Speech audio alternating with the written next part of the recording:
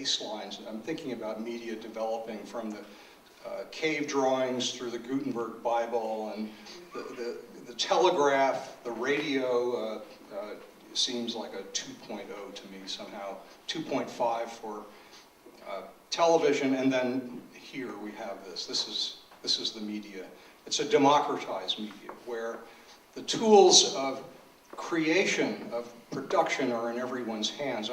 The other part is access. You have democratized access. People can come and get whatever they want. And it's a read-write web where the creators are the consumers. They're moving into that category. And the more important area is that the creators become collaborators.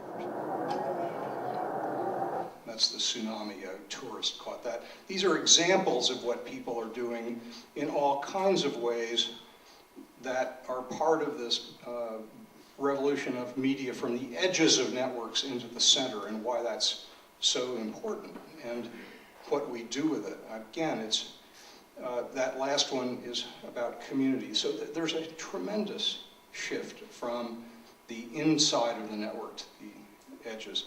People are recognizing the value of citizen media. Even the Financial Times, which has not been a big fan, one of their columnists this week said, okay, I start to get it now.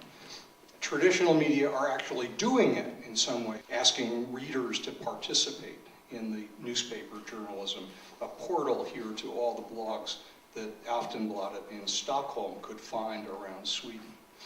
There's also criticism, and we need to hear it. We really need to hear it, and we need to pay attention and listen to it. CNN made quite a blunder with their citizen journalism site, but the people who read an unsourced, anonymous report about an alleged heart attack of Steve Jobs, who then sold their stock in Apple Computer, they're the ones who made the biggest mistake.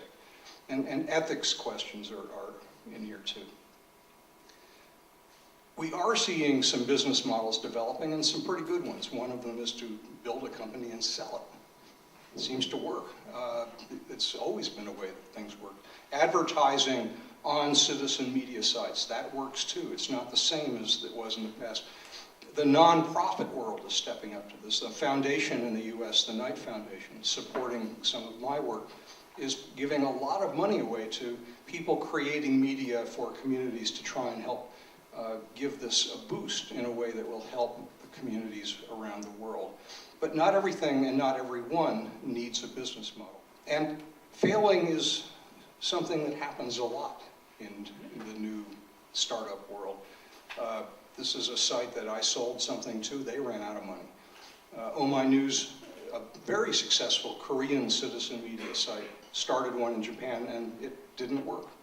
These are not guarantees. Things are going to fail much more than they're going to work. But the best news, really, in all of this is that there's no real cost anymore in trying, except your time, because the tools of creating media are so inexpensive.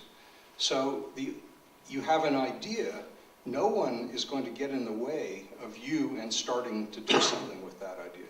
There's no barrier to entry anymore. It means so many people, 100,000 or 1 million people are going to try these things around the world, and even though most of them will fail, it doesn't matter. Some of the things that are going on that I find tremendously exciting are projects like the Huffington Post's Off the Bus, getting citizens to help with campaign reporting every block, aggregating information at a very granular, highly detailed level down to the address. Things I'm pursuing more now, because I think they're so important, are where mobility, these small devices, are going to take us. It is sometimes trivial, but it's also sometimes very important. We think about rebuilding in disaster scenarios and helping people with information. In New Orleans, people mapped the condition of houses, and we pulled their map into a Google map and then started interviewing people.